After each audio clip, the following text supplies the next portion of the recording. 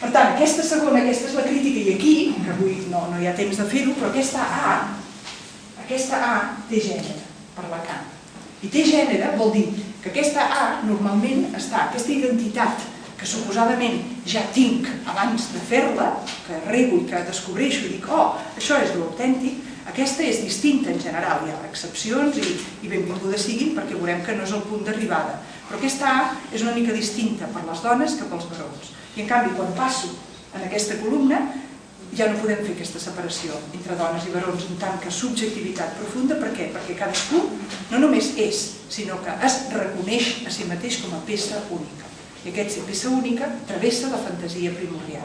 En paraules de Lacan, per la segona columna, això es diu la fase de separació, perquè et separes d'aquesta autoritat, però et trobes que la tens a dintre, o sigui que et separes però no et separes, és tallar el cordó umbilical extern i a dintre el tens encara més reforçat. I la tercera etapa és travessar la fantasia primordial. És a dir, la fantasia, que al mig, ara ja ho he esborrat, i tinc un nucli dur. Això és la fantasia primordial. No en teòric, sinó en pràctic. El meu nucli dur és aquest, jo sóc així. Al monestir, doncs, discutim d'una cosa, ho sento, jo sóc així, doncs ja hem acabat, no? En el monestir o en una família.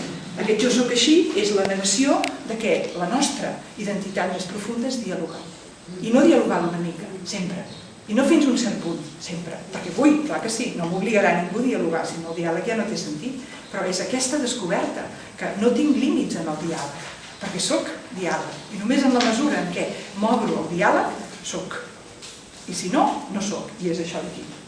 I si no, si jo em penso, ara parlo d'identitat profunda, em delimito. I si em delimito, ja he tancat allò que és intancable. Ja estic a fora. La ronda del Castell dient, ja m'agradaria mirar, però mira, he nascut així jo, m'entens? I bueno, no vol dir per això que aquí som supermans i superwomans o el que sigui. Aquesta A no desapareixerà mai. Perquè, doncs això seria absolutament una antropologia que no toca de peus a terra. I aquesta A hi ha, per exemple, una germana en el monestir, que jo quan vaig entrar, quan vaig, l'any 97, ha dit la Núria, doncs arribo i hi havia una germana, nosaltres fem l'últim res del dia, es diu les completes, i ho fem normalment a l'església, que sempre està oberta a qui vulgui compartir la pregària amb la comunitat. Però els diumenges, aquesta última pregària la fem a dintre, a la part de clausura del monestir, que vol dir que només hi som la comunitat. I això ho fem perquè la part que és com de revisar el dia, com t'ha anat, doncs un dia a la setmana, qui vulgui, això és lliure, la pot fer en veu alta. I si tu t'has passat la setmana enrabiada donant cops de porta, que tothom ha estat patint tu aquest dia, pots dir, jo m'he passat la setmana i tothom diu, vale, perquè ens n'hem assabentat tots, Hi ha una part intel·ligent de la regla que diu, una cosa que tu l'hagis viscuda per dintre només, no cal que la diguis. No es tracta allà d'anar a fer confessions, però les que han afectat de fora, doncs està bé que tu puguis reconèixer que també, no només se n'han assabentat els altres, tu també. I això ho fem, doncs, no en públic, diguéssim. Doncs bé, aquesta germana, jo vaig entrar al monestir, i cada diumenge, quan fèiem aquesta part, ella deia, doncs jo m'acuso de... o explicava una cosa. Passa una setmana, arriba l'altre diumenge, i la germana Maria Joana diu jo el mateix. Passa una altra setmana, el mateix. Ja feia 6 mesos que estava al monestir, i la germana Maria Joana el mateix, cada diumenge. I jo vaig pensar, això no funciona. Aquest monestir no anem bé. Per què? Home, o sigui, la gent es poden passar 6 mesos com ensopegant amb la mateixa pedra i sense resoldre el tema, doncs a veure què hem vingut a fer aquí. I ara, fa 13 anys que estic al monestir, des del 97. I sabeu què? La germana Maria Joana, cada diumenge... Però ara, no és només la germana Maria Joana, és que ara jo, cada diumenge, doncs alguna coseta, potser també dic que és la meva A, veieu? Però és que aquesta és la gràcia. Ara explicaré més coses de la tercera columna. És que la A, el que impedeix les relacions humanes, no és que jo tinc defectes, o clar que en tinc, o que es tracta de ser perfecte. I quan siguem perfectes, què? Cadascú se'n vagi a casa seva perquè on està l'humanitat entre perfectes. No té noció això. El donar i el rebre, si jo soc perfecte, no necessito res de ningú. Què vol dir això?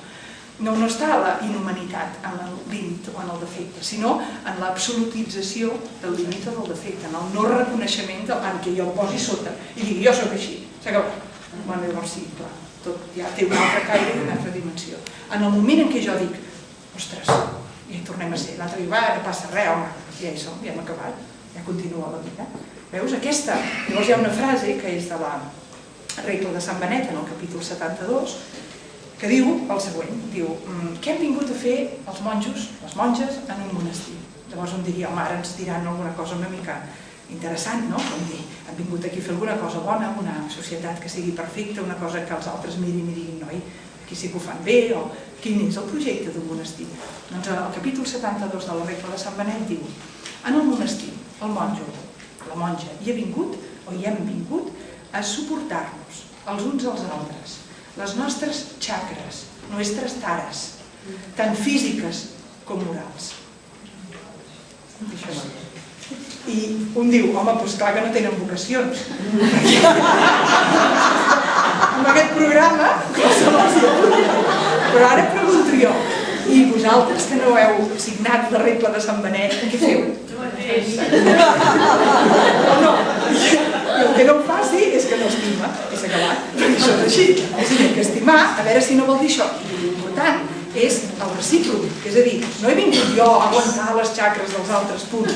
Això és com jo em puc viure a mi mateixa quan encara la cosa no la veig prou bé, però és que jo aguanto i a mi m'aguanto. Això és un altre tema, no? Perquè la part de que aguanto tothom diu sí, ja sé de què va. L'altra, de vegades ens costa més de veure, i l'altra és aquesta. I encara diré una paraula sobre, més concretant, què vol dir aquesta abraçada, fantasia universal, primordial. Un exemple és com es veu més clar. L'exemple seria també del monestir, perquè els poso de coses que visc. En el monestir nostre tenim una regla que es diu la regla de silenci, i silenci vol dir que en general durant el dia hi ha llocs que no són allò per fer petar la xerrada, però sempre hi ha una tensió entre si ho complim o no ho complim, això perquè costa una mica, però a la nit, després de completes, que és aquesta pregària que us he dit, fins després de missa l'endemà, hi ha el que se'n diu el gran silenci. Llavors allà, la nostra regla, que totes hi hem estat d'acord, diu que no es parla i punt. Molt bé, això és la A, no?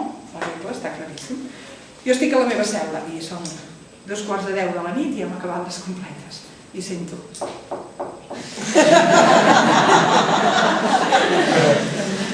Ara què? Molt bé, jo soc barrada, subjecte, tot el que vulguis, la meva llibertat, no? Això és com la llibertat l'experimentem, no? En una classe teòrica, això és el dia a dia de tots vosaltres i de mi i de tothom. Tinc llibertat, per què? Home, doncs perquè he de veure què faig.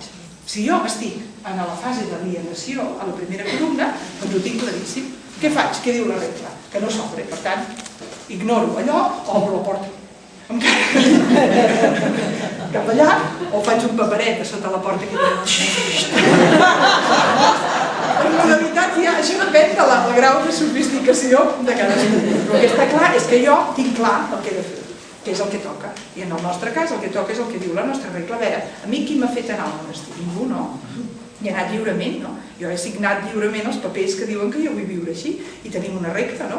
Doncs si tenim una regla i jo ho he signat lliurement, ja s'ha acabat la qüestió. Expliqueu-ho en els soldats nazis en el tribunal de Nuremberg. Això és el que deien ells, no? I escolti, jo no m'he inventat això, però jo era soldat, jo havia firmat i m'hi van dir faci això, doncs jo ho havia de fer, i els hi van dir no. És a dir, que hi ha límits, que la teva responsabilitat personal, la teva llibertat, no pots tu alienar-la i quedar-te igual. Ho fem cada dia, però aquí, almenys aquest exemple històric del Tribunal de Nuremberg va reconèixer que això no és moral ni és ètic, no? Alienar-la. Jesús, en l'Evangeli, ens diu la llei està feta per l'home i no l'home per la llei. I aquesta transgressió del dissabte, aquesta llei, és la que se suposa que, segons la narrativa de l'Evangeli, el porta a fer-se intolerable per les autoritats religioses i civils de l'època i, per tant, acaba com a acaba. Molt bé, doncs, ja tenim clar l'altra columna. 2:15, i jo dic, a Miquel, la regla, m'entens? Jo estic al monestir, però jo soc lliure, no?